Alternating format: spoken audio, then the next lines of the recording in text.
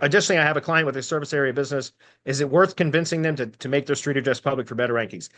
Yes, but you got to make sure that they're fully aware of the risks and get their okay on it before doing. You got to make sure you're 100% transparent with them. I tell that to my tree guys.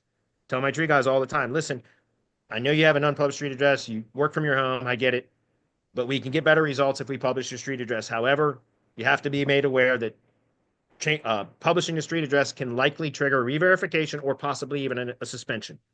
So I make sure that before I encourage them to do that, that they have the proper documentation and everything to re-verify or request reinstatement and stand a very good chance of having the re-verification or reinstatement being accepted, which means, again, we have to make sure they have all the paperwork and everything else is correct and appropriate. And then I tell them, like, so I encourage it, but you have to be aware there is a level of risk. And if this happens, we can most likely get it recovered, but there is always that chance that it will be denied. And so that's my recommendation is that we do it, but I'm going to let you make the ultimate decision. And I let then the client make the decision. And if they're, most tree guys are types of guys that will tree guys by nature, I think, take more risks than a lot of others. So most of them will agree and do it. But sometimes they'll say, no, I don't want to take the chance, and we have to honor that. And then I tell them, okay, just understand it's going to be harder for us to get you results, but we can still work without it. So what are your comments on that, Ryan?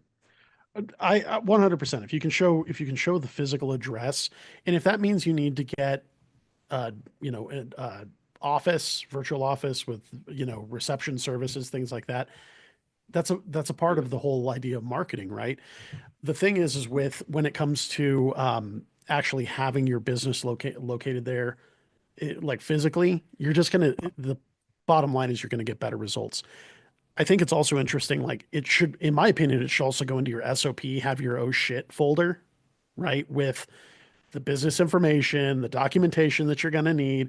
Like that's a part of our SOP that when we onboard a client, I'm going to need all this just in case. Mm-hmm. It's kind of like having a bug out bag, right? In case you need it, it's there. Hopefully we'll never need it, but it's always a good idea to have that stuff on hand and in place. So yeah, that would be my recommendation. Have the folder, have it readily available. And here's the thing, when I onboard new clients, new tree contractors, part of the process now is I send them a high-level survey. It's 4 slides, and that is all of their business information. When they submit that, it's now a contact record in their sub-account that I just deployed for them, so that I have all of their business information, their EIN, the type of business it is, all that, the registered agent, all of that stuff is there so that we can immediately apply for toll-free verification and A2P registration. And that's 80% of the work is now done when they are filling out that onboarding form. They have that is a collection of most of what we need to re-verify a GBP. Other than they have to have some paper documentation and signage. Other than that, we have most of the data that we need to be able to re-verify with Google, their corporate entity if needed. So again, it's just like Brian said, it's really part of the SOP. I have not been telling them, though, to get paperwork ready just in case. And so I probably will. That's a great idea, Brian. I'll probably add that to my SOP. Sweet.